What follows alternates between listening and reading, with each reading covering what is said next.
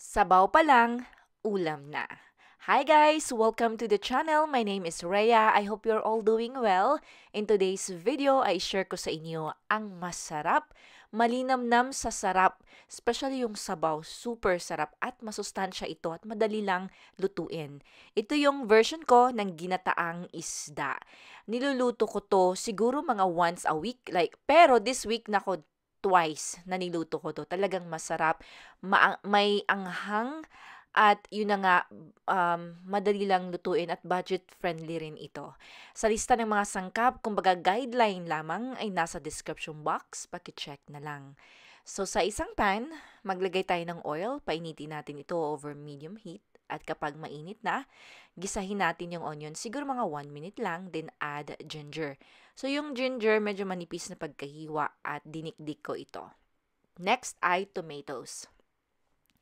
Sa tomatoes, gumamit ako dito ng Roma tomatoes, 2. Medyo mas marami yung tomatoes kaysa onion at ginger. Okay? Then, gisahin lang natin ito hanggang sa medyo like wilted na in appearance yung tomatoes. Nag-add rin ako ng asin. Sa asin naman, depende yan sa inyo. So, kailangan yung tikman. Okay? Then, gagamit rin tayo dito ng spring onions. So, una kong ginisa yung bottom white part ng spring onions. Ano pa ba nilagay ko dito? Sili, yung red na chili, yung medyo maanghang. And then, kapag wilted na in appearance ang tomatoes, katulad ng nakakita nyo dito, maglagay tayo ng tubig.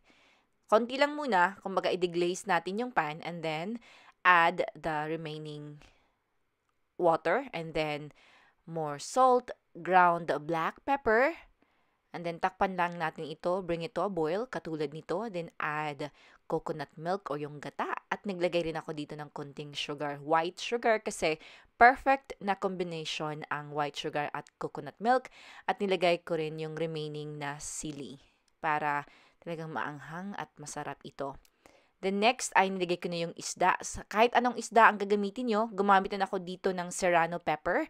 Pwede kayong gumamit ng siling pangsigang, or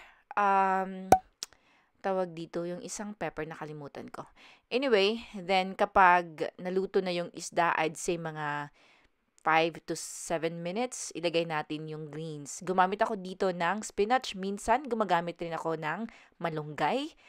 At nag-add ako ng dahon rin ng spring onions kasi 'di ba ginamit natin kanina yung white bottom part ng spring onions. And then sa mga ganitong klaseng recipe, adjust according to your taste. So tikman nyo ito, maglagay pa ng more salt if needed. Okay? So that's it. Napakasimple lang, at yung combination talaga ng may gata, tapos anghang. Guys, it's really good. I hope na itry nyo ang recipe na ito. Thank you so much for watching. And as always, you guys take care.